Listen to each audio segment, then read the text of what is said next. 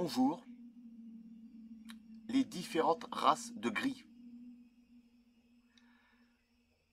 D'après les nombreux récits des témoins et plus particulièrement les abductés, personnes ayant été enlevées par les gris sont divisés en trois grandes races principales.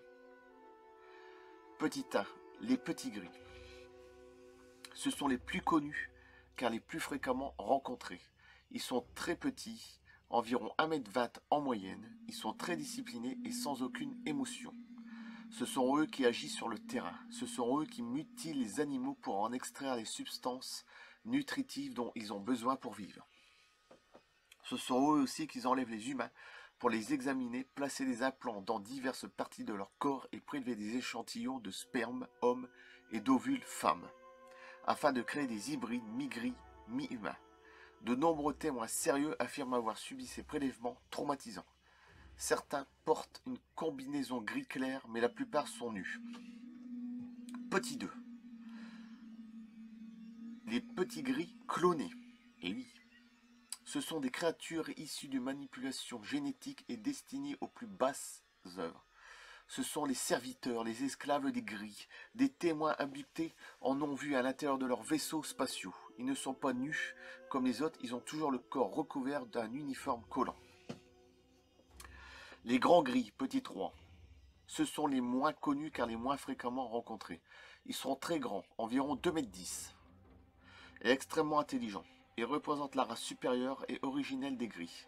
Certains témoins abductés affirment qu'ils se dégagent de leur personne un air de majesté. Ils se marchent avec une grande légèreté.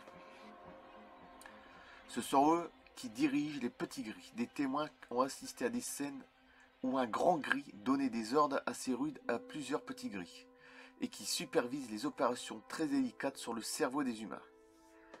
Aucun grand gris n'a jamais été capturé, ni mort ni blessé dans un crash d'OVNI, et donc aucun d'eux n'a jamais été autopsié et analysé. On ne connaît donc rien sur leur anatomie interne ni sur leur physiologie. Ils n'ont pas d'organes sexuels externes, mais ils ont peut-être des glandes sexuelles internes en état de fonctionnement. Ils sont probablement plus ou moins semblables aux petits gris, mais rien ne le prouve.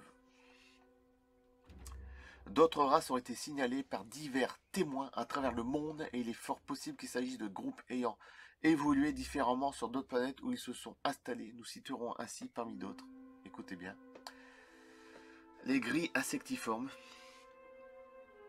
dont l'aspect rappelle celle des insectes, à ne pas confondre avec les insectoïdes qui sont des insectes humains, c'est-à-dire des insectes ayant évolué vers l'état humain et qui sont des super intellectuels alliés des reptiliens et des gris. Ensuite, les gris blancs. Leur peau est blanc argenté métallisé. Un liquide blanc nacré assez épais remplace le sang. Ils sont de très grande taille. Leur regard est très doux et bienveillant.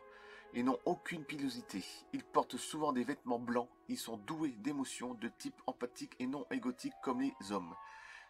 Et sont plutôt agréables avec les humains.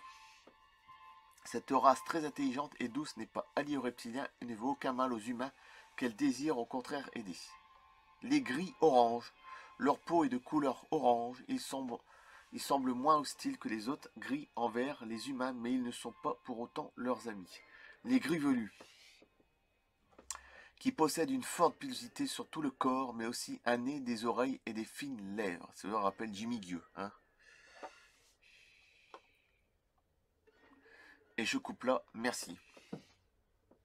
À bientôt, je sais que c'était très court, mais très intéressant, et merci à Patrick Dessau. Et alors les photos, évidemment, tout ça, bon bref. Merci, à plus.